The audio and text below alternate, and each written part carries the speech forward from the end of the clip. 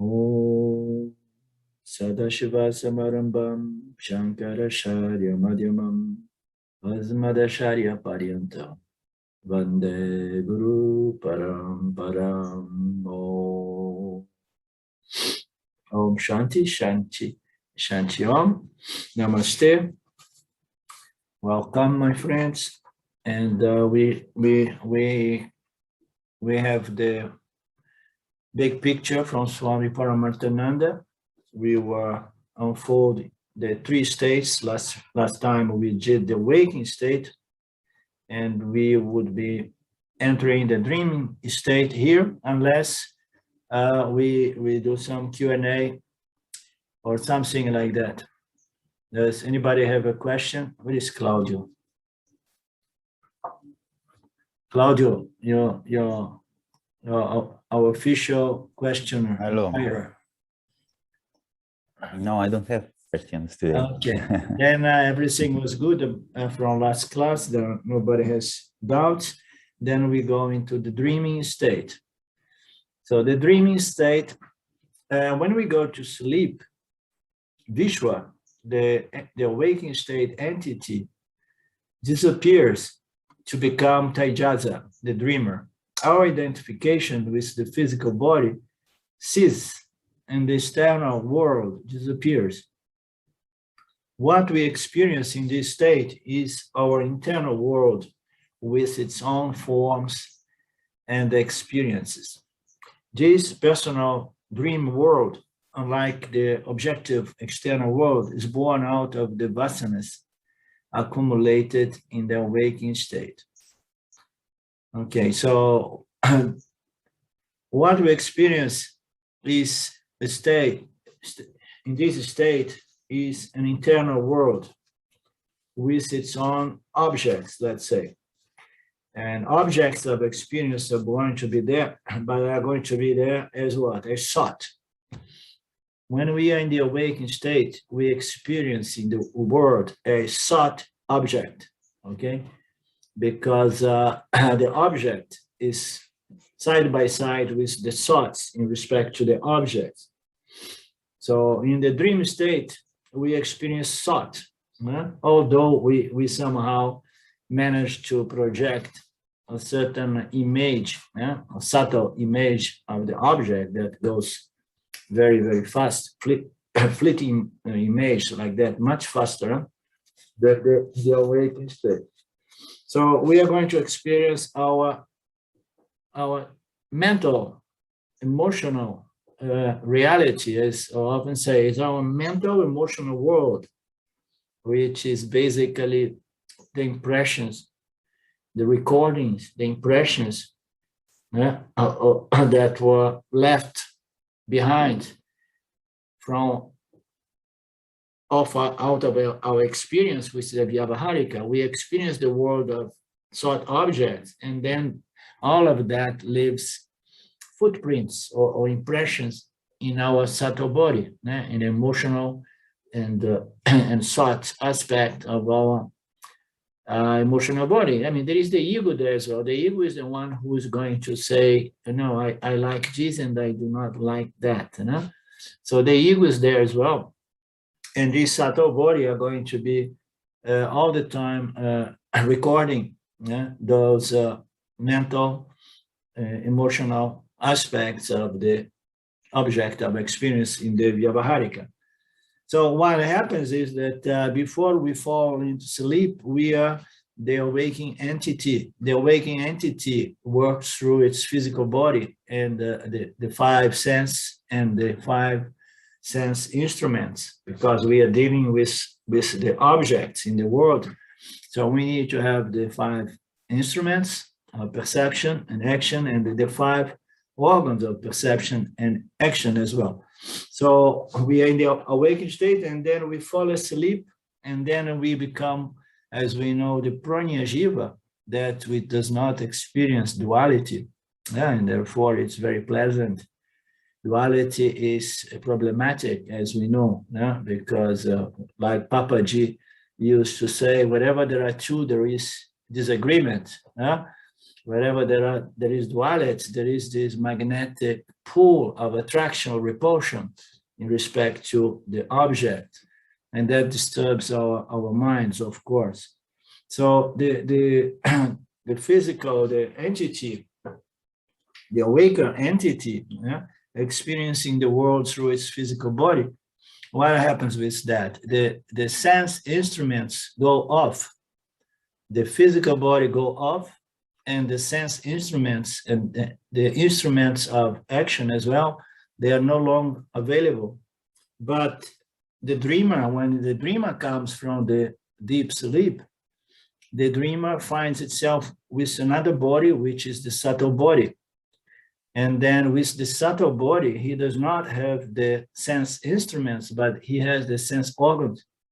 The sense organs are going to shine, to reflect the subtle object, the mental emotion world of objects. Okay, so everything is going to be still showing because we still have our sense organs available, and there is a lot of impressions, that was deposit there, vasanas, they are all there. Ooh, yeah, I have such a day today, and so on, and I wish this, I wish that. And those impressions often influence our dreams, the quality and the objects that we experience in the dream state. So we're going to experience the content of our own vasanas, our own dreams and desires, and unfinished business, or conflicting memories, or impressions. So all of that tends to pop up, but sometimes there are some mental material that pops up, and it may be from even a past incarnation, as we know. So everything remains there in the causal body, our body of impressions, of subtle memories, and sometimes, somehow, Shwara knows all about that. It releases itself in the dream state, and then one looks and says, "Oh, it's just a dream." And then when you see there are some of these mental, emotional, very subtle impressions that begins popping up in the awakening state. Yeah, you see it very often with people who have gone through a lot of traumatic experience. It takes time until it starts emerging or coming up in one's conscious mind in the awakening state. So we're gonna experience what we have. If we have a lot of good sanchita karmas, let's say good punyas, a lot of good impressions because we lived a beautiful dharmic life. We don't feel guilt, we don't have abiding desires, and so on. So if we're doing well, so usually we don't dream much, or if we dream, we may even dream some nice things, But if we are living a disturbing life, conflicted life, an angry life, or things like that, so chances are that those memories are going to project themselves, because after all, the dreaming state is just our state of mind just popping up in that state,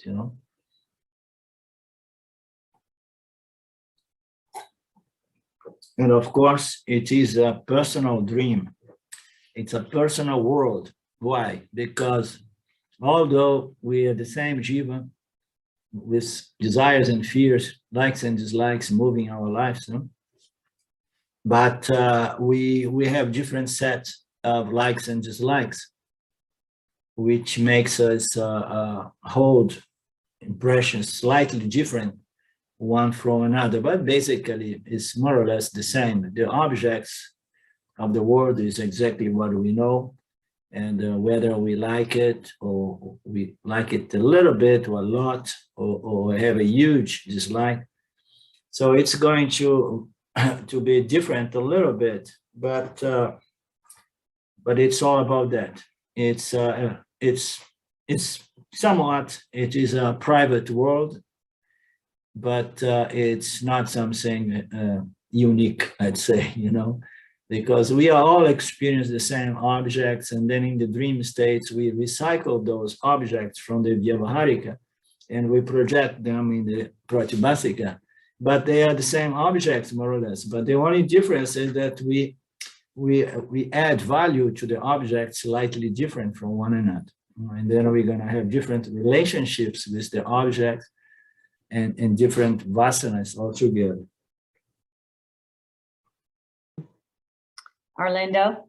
Yep. I was just going to say, then there's the whole, thing of interpreting your dreams, and but there's a lot of different ways to interpret them, so it's hard to say, but it's interesting to look at that, Yeah. Oh. Yeah, the dreams, it says something about our apparent nature, or secondary apparent nature, our mental condition. The dream is going to say a little bit about that. And it's okay to venture a little bit in that field. But ultimately what happens is that it does not have really great value, You can see a little bit yourself better. But the problem in general is that the dreamer, it's discriminating or discerning capability is not the same as the awaker. And usually we can see the dream in retrospective. And a lot of the time it's already fading, and then we already somehow reshaping it, you understand? So it does not offer great spiritual value. And but some people like, and some people seem to find value. So it all depends. So Papaji as well, I'm remembering Papaji today.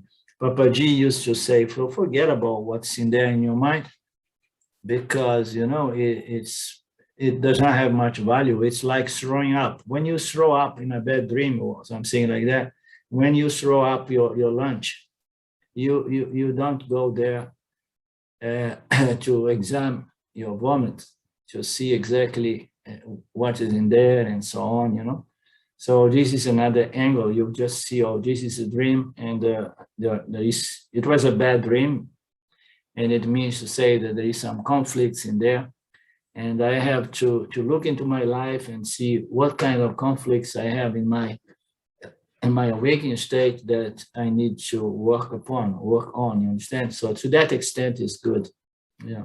But it can become a distraction as well. That's why I'm just mentioning a little bit about that.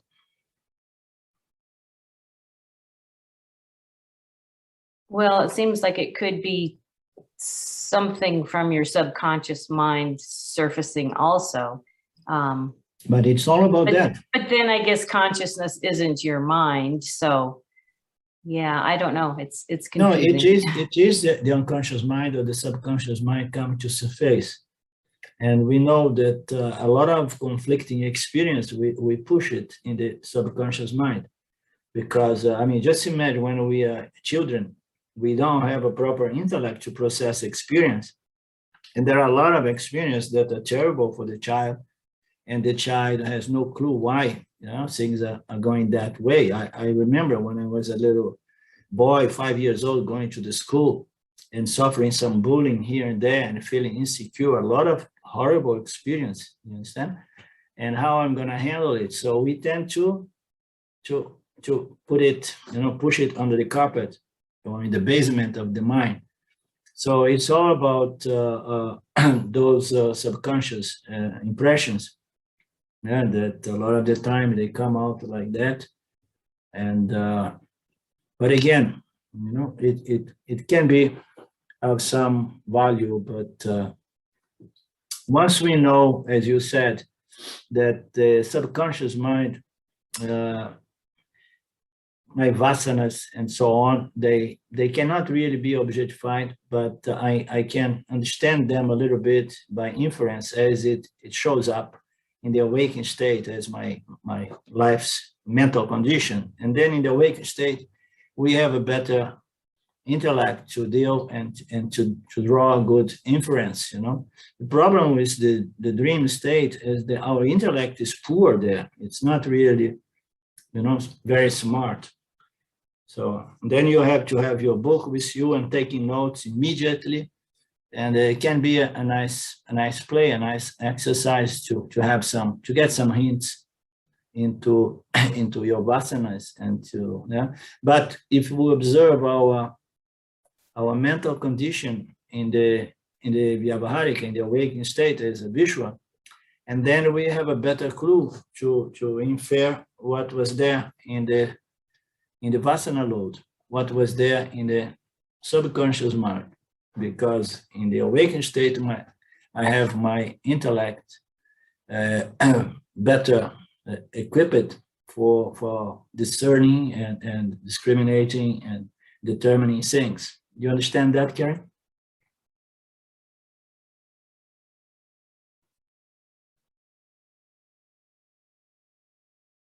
The dream world may be very similar to the external world, with roads, buildings, people, the sky, sun, and moon.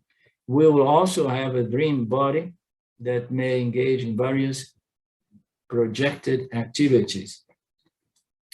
This internal dream world will seem very real to us while in the dream, of course. It's not until we awaken that we realize it was only just a dream, a projection inside our mind. And this is the most important thing to understand, that this dream world, it is a reflection or a projection, depend on the analogy, you know. In this sense, it is a reflection in the mind, this dream world. And it's so easy for us to understand that is a reflection in the mind. Why?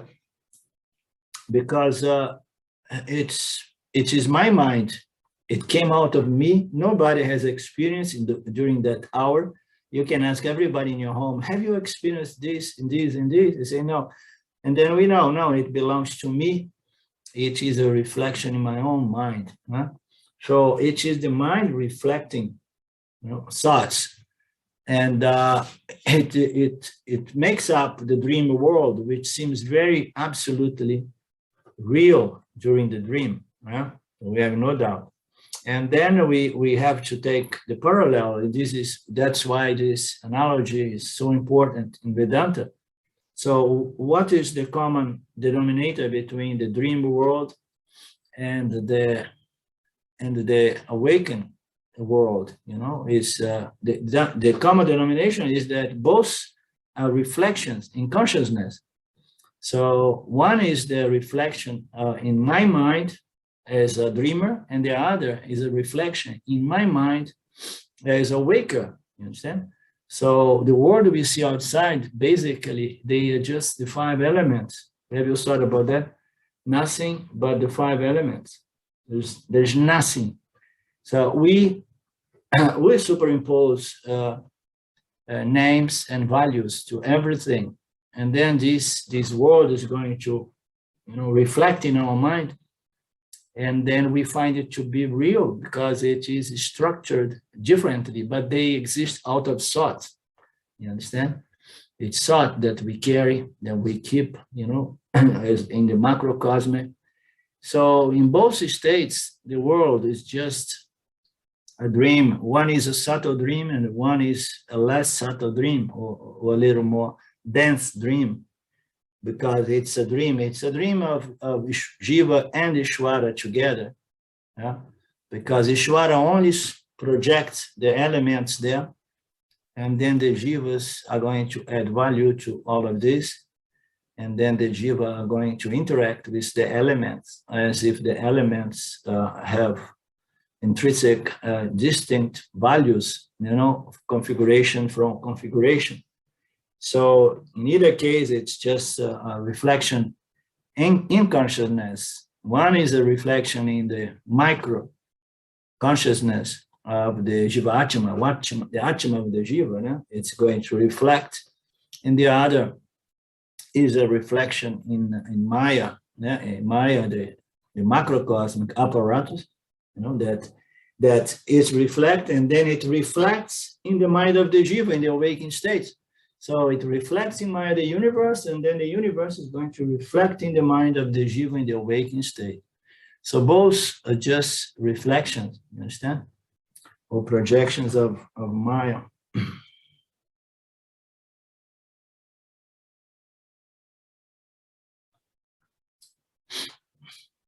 I have a little bit of a cold. According to the scripture, certain dreams have their root in vasanas gathered from previous births. Yes, I have had my share of experience. Between this birth and the previous birth, only the physical body is different. Interesting, huh? I go, oh, but I don't remember, and when I leave this life, and then I'm not going to be me. No, the subtle body is going to be basically the same. The soul is the same, and the subtle body is the same. You're just going to get a different physical body, and then from there, you are going to begin in the awakened state as a child, interacting with the field and supported by the culture, and then you're going to keep feeding value to all the objects in your surrounding. So, but basically it's the same soul and the same subtle body, but as we know, nothing remains the same from moment to moment. So the subtle body, the mind and the intellect, the ego of the Jivatma is in constant flux of modification. Then we keep changing as we grow up, and then as we grow old, and then we end up crystallizing some vasanas that are hard to go, because they become like addictions. And then those vasanas, they become those binding vasanas that we carry into our next birth. So it's just vasanas. The dreams of vasanas that we gather from previous births. Between these births and the previous births, only the physical body is the same. We come here with our vasana load, and we carry it from the previous incarnation, which was vasanas that we began with, other vasanas from even more previous incarnation. The subtle body remains the same, which is why the Bhagavad Gita says that rebirth is like change one's clothes. So the subtle body remains the same, but as I said before, it's all the time change. The vasanas are more or less the same, but even our vasana load is in a constant flow of modification as well. What we do with Vedanta, we are trying to cultivate and develop Vedantic spiritual vasanas, isn't it? So we are making an effort to develop spiritual vasanas. So vasanas are being reshaped. Our causal body program is being reshaped again and again. We have a certain free will that allows us to somehow choose certain directions in our lives. And when you see, you have a totally new mind. It can be a samsaric mind. Oh, I was totally into this, and now I'm totally into that. It's all samsara, but now I am this new person.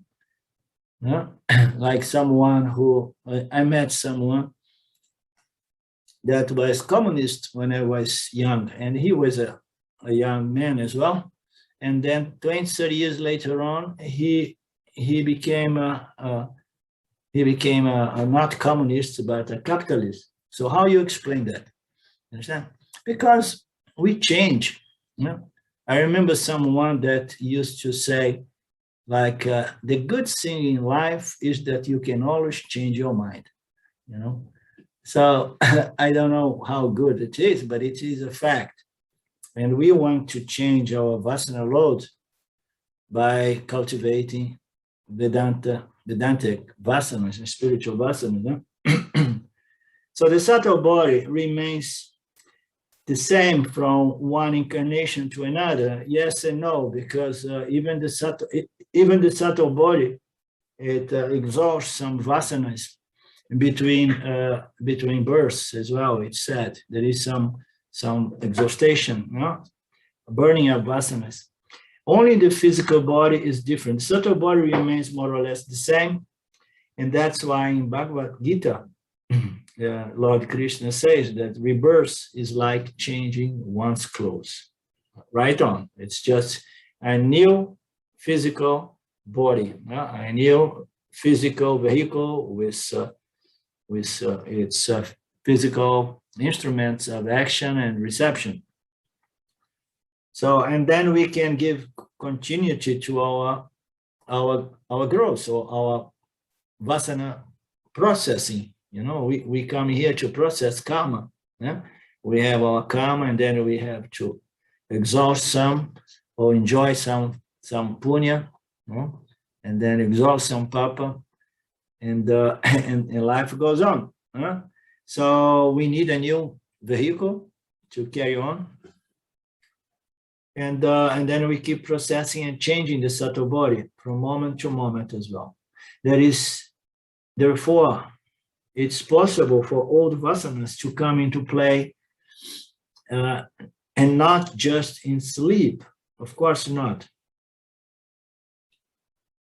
I mean, we know that in sleep is just that which has been mostly suppressed, let's say, or mostly unconscious, and then it pops. But as I said before, so in the awakened state, we're going to see our vasanas surfacing our conscious mind as a desire or aversion, and thoughts and behavior and attitudes and so on. So it's possible for all the vasanas to come into play, and not just in dream.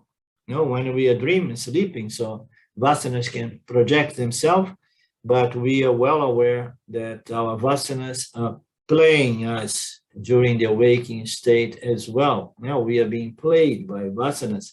Vasanas are pushing us around or directing our field of experience, our experience,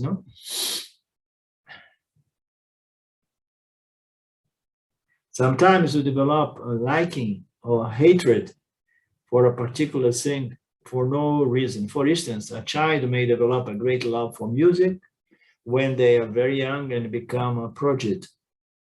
That would be a vasana from previous births coming into play. This is a very nice and simple and convincing example. We can never understand why some people come with certain talents that when I was young, and there was a time that I wanted to learn to play a guitar, and then I had a friend and then I started taking class, and I knew someone who never took any class but was born with the talent to understand all of that and listen to something and immediately begin reproducing the sound, saying without having any effort. So we come with those tendencies, from previous births.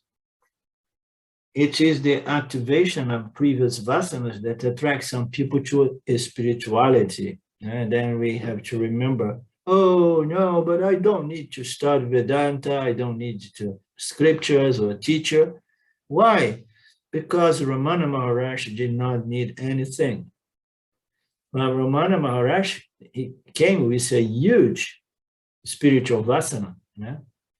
He came already with, I would say, almost self-realized. Otherwise, how could he get self-realized at the age of 16 or 17 without any contact with the scripture, and much less with spirituality?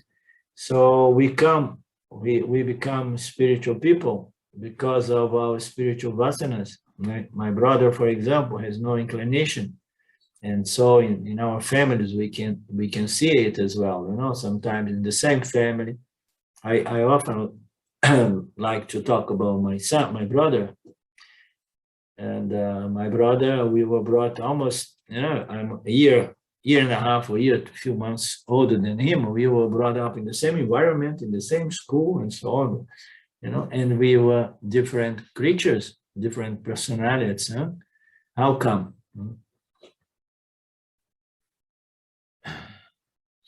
So the vasanas can play a contributory role in awakening, in the awakened state, and a significant role in the dreaming state. So again, if you want to look at your vasana, Karen, in the dream state, so just go for it. But it's easier to observe your vasanas in the awakened state.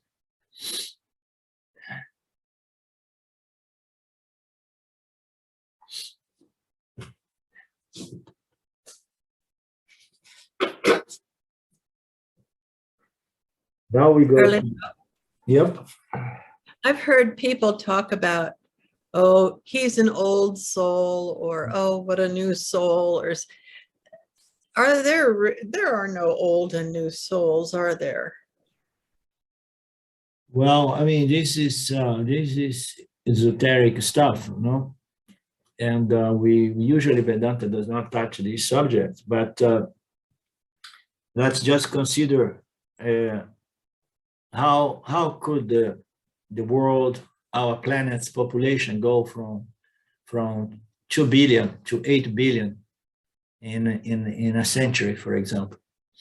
So it means to say we have 6 billion more souls incarnating in this country, in this planet. So where did those souls come from? Huh? Have you thought about that? Well, I did. And I was thinking that we're so earth-centric, and it's possible that souls, they go through the ringer, and then they go through the ringer again, and then they go through the ringer again. I can't imagine that the subtle bodies are born. I would think there's a macrocosmic subtle body and there's a mix. And you don't know if this soul was growing up on, assuming that, Vyavaharika is not just totally a projection from us earthlings, but some other planet, some other, Shristi, but their sort of souls are unborn like everything, right? So yeah, I mean, as we know, this manifestation is not linear, and it's cyclical. It's from the macrocosm to the subtle to the manifest Vyavaharika. No? So, of course, all the souls are there in the overall soul, or in the macrocosmic soul, and some will say that some souls from the animal realm are going to be promoted into living souls, or human souls. I mean, there are so much can be said about that, but it's not my interest, and much less my expertise. You understand? But it's easy to understand that. I mean, we have so many more souls, in this planet right now. So they must become from the macrocosm causal body, in which there are a lot of souls in the waiting room, just waiting to be designated again, a body to process one's karma, and who knows, maybe there are different areas or places or dimensions or planets in which people can go from one place to another. I mean, as I said, I don't know these esoteric things. Do you, Mark? it's probably. Huh? Lynn? Oh, I'm saying it's probably unknowable. I'd like to hear what Mark has to say about it. I don't have a great deal to say about it. I don't know. I've heard about the 14 lokas, so I imagine souls are going between the different lokas depending on their state of evolution. I've heard that, you go to a higher loka, you use up your puna karma, and then you come back to this loka. Yeah. Like you say, they're obviously there in causal macrocosmic body, Yeah. waiting. Yeah. And who knows how long we die. When we die, who knows how long we're actually dead for before we reincarnate. So it's like you say, it's not a linear thing. So it's difficult to know. Yeah. It probably, when they say old soul, just a signifier of some value of wisdom, something like that. It's so good that Ishvara knows how Yeah. to keep it all together. And what is most relevant to us is whatsoever we get it is what it is what we deserve. So if we are here, it's because we deserve to be here, you know, and to enjoy and to suffer the ups and downs of life. And all the rest is not really relevant. Vedanta does not even go much into the 14 lokas. And this is something that I haven't had the opportunity to talk to Swami Paramarthananda about, but in the past I spoke to Ramji, to James about it. And so if we go into these different lokas, if any soul goes into this loka, the subtle lokas, or the more dense, lokas, and so can we process karma there and keep growing, And the answer from James was no. You're going to only exhaust punya and papa because you're going to be experiencing the manifestation, your mental emotional condition, the manifestation of your mind subjectively. You're going to vibrate in one of these heavens or hells, so to speak. So if those lokas do not really serve the purpose of processing karma, so it's just something that you're going to have an experience more or less like in the dream state, that it's nice to have celestial dreams and it's not nice to have nightmares. So I tend to see these lokas more or less like that, But as I said, sometimes I hear Swami Paramarthananda talk about those things.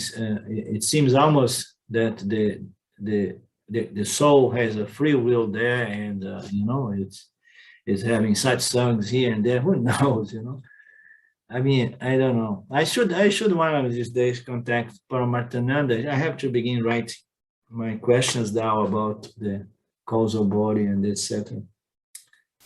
Right, Karen?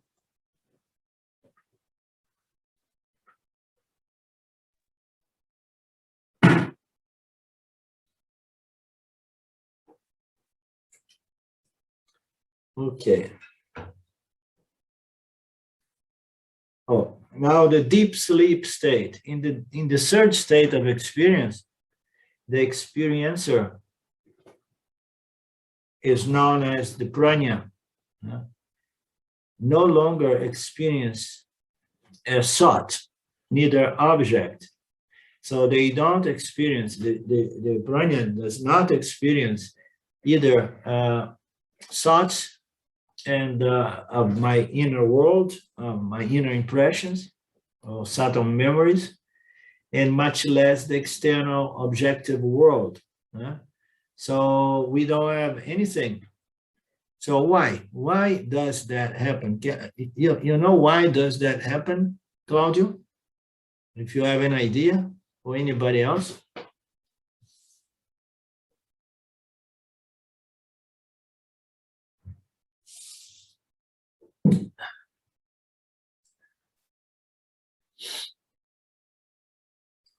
Okay, my take. You're going to say something, Mark? I was going to say, I think the subtle body has resolved itself into the causal body. Yeah.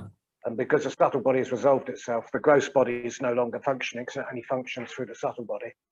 Yeah. Yeah. So my take, based on my studies and contemplations and insights, is that when we are in the awakened state, we have our our subtle body, you know, and it is in contact with the Vyavaharika, with the external world, and the subtle body is constituted by the three energies, three gunas, but it has a lot of sattva.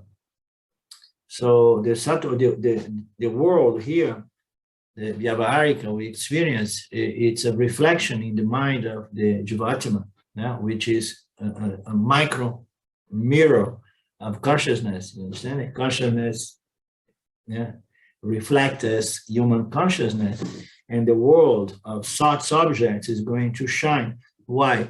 Because the subtle body, it has a lot of subtle sattva, and sattva produce a reflection or a light,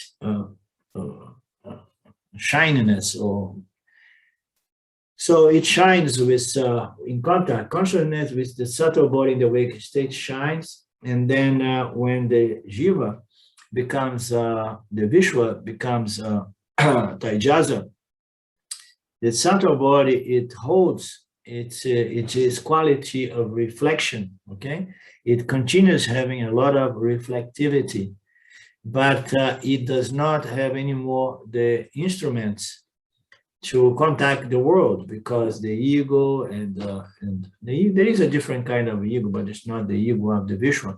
So the intellect and everything is no longer available as a Vishwa, but it is still reflect, it still shines. So we have to remember Taijasa means literally means the shining one. So it shines what? Consciousness shines pretty well in the dream sleep state, in the Taijasa, it shines.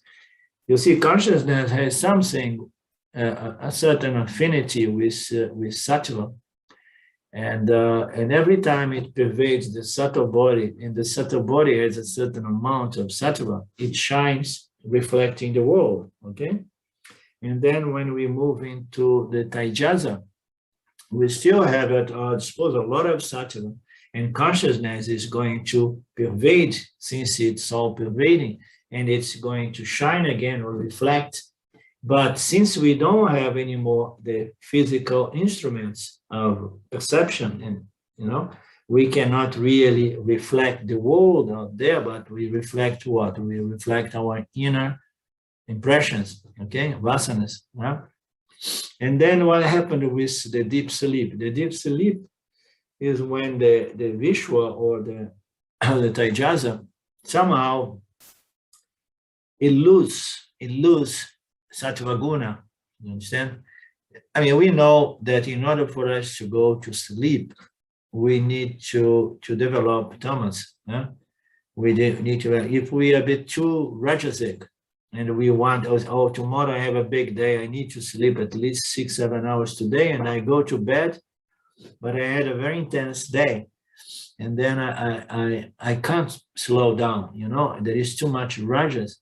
And then I have to wait. Come on, Thomas, take over my mind. So let me meditate, let me breathe. I need you, I need to sleep. And so the mind has to somehow lose sattva and develop tamas. In other words, rajas and sattva, because in the dream world, there is a lot of rajas as well to project the dream world. We have rajas and we have sattva that is going to shine and project or reflect. So we have those two energies, okay? But in order for us to go into deep sleep, so rajas and sattva needs to be converted or changed, you know, a good chunk of it has to go to become tamas. And then when the subtle body lose sattva and rajas, it becomes very tamasic. And then the subtle body being very tamasic, it offers no reflection. You understand? It no longer shines with consciousness. Consciousness shines with subtle bodies because it has a kind of affection with sattva guna, so to speak. So now the subtle body was losing sattva and rajas and becomes more dominated by tamas. And then what happens? The fundamental, the primordial reflection, which is the primordial duality, which is the ego and the world, the subject, individual subject, and the objects, subject and object. This duality does not arise, it does not come up because I don't have, my sattva went down, my rajas as well, and then I became more and more tamasic. And then technically, another way to look at it is the subtle body disappears or unfolds back into the causal body, as Mark said, right, Mark? So the subtle body somehow it loses its ability to reflect. So generally, we say that it folds back or shrinks back, or into the causal body. But the subtle body, it still remains there as a potential. It's just a question of a more or less sattva and rajas. And then you see, when sattva start developing, and then there is some thoughts start coming up. And when you see you are dreaming, there are some images in the dream, and the dreamer are there as well. It's just a play of the three gunas. This is because we are not functioning through the gross body and the sense organs, and the mind is also dormant. So the vasanas are not activated. So we do not experience the external world, and this is because we are not functioning through the gross body. So we have to, the subtle body has to be really activated. But there is something interesting about this, and I think I mentioned to you guys already before, is that the subtle body, we are not functioning through the gross body, and the sense organs in the mind are also dormant. They are dormant. Our subtle body, some of the functions of the subtle body, like the instruments of perception, action, and then also the mind and the ego, as we know in the awakened state, it's suppressed or becomes dormant. So, and then vasanas are not activated. So the vasanas, you see, this is because we are not functioning through the gross body and sense organs, and the mind is also dormant.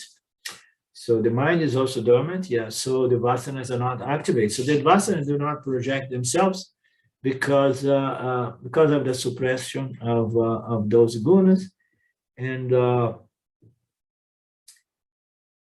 and we don't experience our physical body, that's for sure. But what I want to say is that there is a function of the subtle body that remains active. Thank you. So when we go into the deep sleep, as we have seen, we don't experience the outer world and neither the inner world. There is nothing going on. There is no reflection. There is no projection.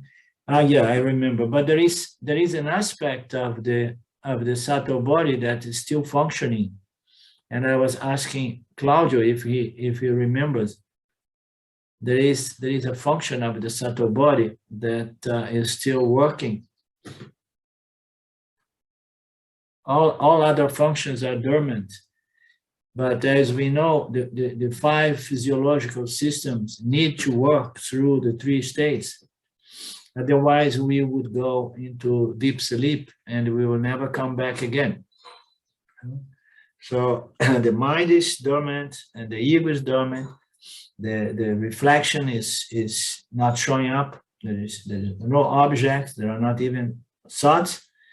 But there is something which is the vital air, the intelligent vital air that is there, is still keeping everything in order. It is beautiful. There is a passage in the Tripura Rahasya it's a huge analogy, beautiful, that book. And then it talks about that, the pranas, that when the entire seat, it was an analogy about when the seat is sleeping, and then there are a lot of different aspects of society that is described in analogy as the ego, as the sense organ, and sense instrument, but in the context of a seat. And then when everything is dormant, everything is asleep, and then we have the guard of the city, which is the pranas, the intelligent, vital air, keeping everything. That's just to say that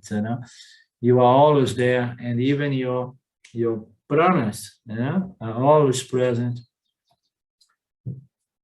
through all the three states, not only consciousness, but the pranas as well. But this is because we are not functioning through the gross body and the sense organs, and the mind is dormant. So the vasanas are not activated. Involuntary actions, such as blood circulation, here talks about this subject. Involuntary actions such as blood circulation, respiration, digestion still continue in the physical body, but there is no conscious, willful functioning through the body-mind. Well, guess what? There is no such a thing as conscious, willful, physiological prana functions. Ishvara does that for us. Thanks God. Just imagine if I have to willfully to remember how to breathe properly, or how to digest properly. So it means to say we are not conscious of the pranas. We are not conscious of our digestion and our respiration, our temperature regulations, and so on. There is total blankness in which experience of either the external world and the inner world is absent. The state of dreamless sleep is one of relaxation without any strain, which is why it is highly refreshing and healing for the body-mind. Isn't it? We love to have a nice, deep, dreamless sleep because it refreshes so much. That's why they say the yogis are very much addicted to Nirvikalpa Samadhi, because it's a self-induced sleeping state. Otherwise, we have to wait for those 5, 6 hours, 7, if we have good punya. People who have a lot of papa may get only a few hours of a lot of disturbing dreams, and with some gaps or breaks of deep sleep. But the yogi say, no, I want to take control of my life. I want to dream when I want to dream. And I want a dream, or I want to sleep when I want to sleep. And I'm going to develop Nirvikalpa Samadhi, Vasana, so that I can sleep. And because when I sleep, I find my body, mind is so fresh and health, and sattva guna and deep sleep. It has a huge play in restoration of the body mind.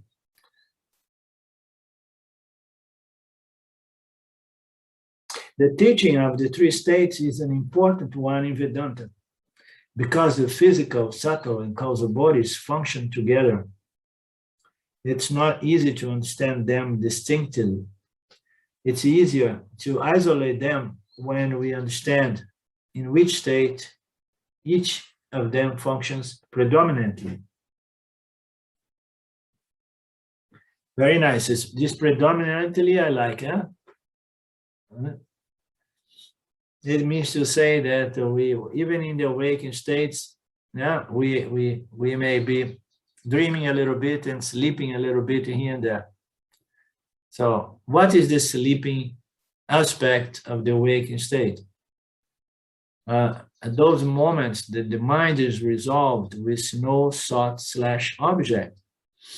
that is referred often as the sleeping aspect of the awakening state, you know?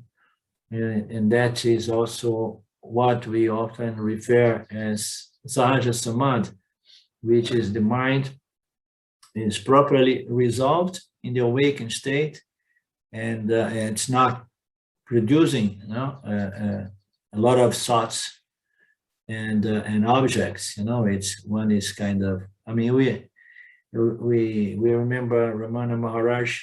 People used to say that he used to sit and with open eyes. We can see some videos, old video, and he's staring. He's just looking into space, and he's just like, you know, like that. And so he's sleeping. And Papaji used to say that when the whole world is awake, you sleep. Yeah? And then when the whole world is asleep, you awake. Yeah? You awake as consciousness, you know, and then the whole world is asleep, but you are there as consciousness. And then when the whole world is awake, you just sleep for the world, you know, and remains, yeah, with a resolved mind, you know, focused on your true nature as consciousness, unless you have some errands to run, as we say in the USA, yeah, some business waiting for us. So in which state, each one of these three states functions predominantly. The awakened state is an ideal state in which to get understanding of the gross body, because that is our primary focus and means of contact the world. In the dreaming state, the subtle body plays a predominant role as the various vasanas play out in our dreams. In this state, we can understand the functioning of the subtle body. Oh, that goes for your statement, Karen. Here say that the dream state is good because you can get a certain understanding of the functioning. In this state, we can understand the functioning of the subtle body. Is that what it says in the dream state? Because the subtle body, it shines and it reflects. You know? And it's going to reflect, and when we are sleeping, still the Taijasa, the shine one, is going to reflect. So you get some understanding of the functions, but I don't quite agree with the statement that in the dream state, the subtle body plays a predominant role, that's for sure, as various role vasanas play out in our dreams. It is a state we can understand the functioning of the subtle body. Just the last sentence. This dream state is the state we can understand the functioning of the subtle body. Okay? We can understand the functioning of the subtle body more clearly in the awakened state, to my understanding, because as I said, the intellect is it has its faculties at one's disposal. But in the dream state, in retrospective, you can say, okay, so I was not there as a waker. There was no this Vyavaharika world, but still there was a world there, and then I can get a certain understanding that I have a subtle body. You know? Otherwise, I think, no, it's all about my physical body and the body of all other beings, the inert beings and the other sentient beings. But when I am dreaming, and then I can say that, oh, this is the functioning of my subtle body, is just to shine and project this world of thoughts. Therefore, the subtle body plays a predominant role. You know? And as we know, in the awakened state, the subtle body still plays that role, because it's not in the physical body that the I am thought arise, and it's not in the physical body that the object thoughts arise. So they arise in the subtle body. But if we don't understand that, we say, no, I am this physical body. You know? and the mind is the brain, or brain is the mind, you know. And then we may not have the subtlety to understand that we function through our subtle body in the waking state. But then in the dreaming state, we cannot, I mean, more easily we can understand that there is something there, which is a body, a mental body, you know, which is not the physical body. But yet, people, they don't have the subtlety of mind to get to understand the subtle body, the way it plays all the time, you know, shining, reflecting all the thoughts of the world as the world appears to us. It says that in the awakened state, the gross body is our primary focus, because we have to see the world through the sense instruments, right? And then we have to use this body, and then we are more focused on our instrument of experience. But the instrument of experience of the waker is the body-mind complex, as we say, because the physical body explains nothing, but somehow we overlook the subtle body, because we think that the physical body is seen, hearing, etc., etc., etc. We don't understand that it's just a meatloaf, you know. It's just the elements. Huh?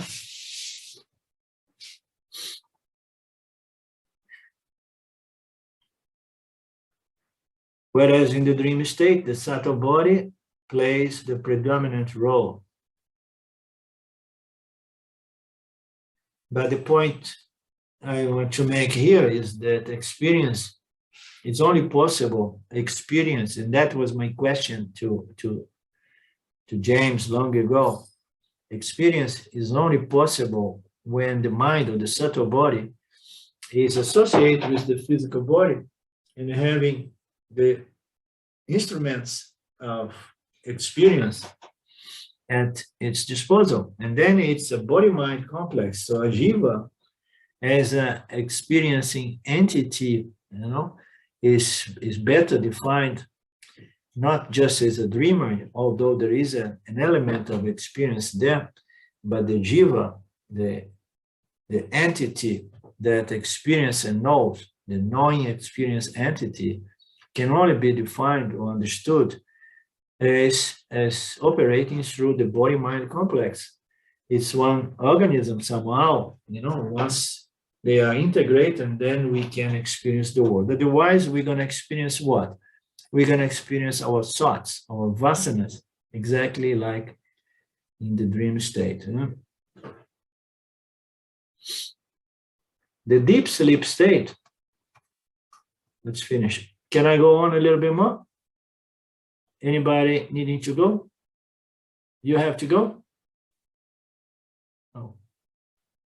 And how about you? I would see the recordings, no problem. Okay. The deep sleep state helps us to understand the causal body. In this state, all the functions of the gross and subtle bodies are resolved back into the causal body. Now we're going to enter the causal body, which is quite a subject, and I want to explore it nicely with you guys. Let's leave it for next week, okay? I thought it was just to finish this, but once we start going to the causal body, and then we are up to some brain activity, yeah. Okay. I'm sorry. It's good we are having a virtual class here. My flu cannot be transferred to you, but as you can see, I'm a little bit slower today.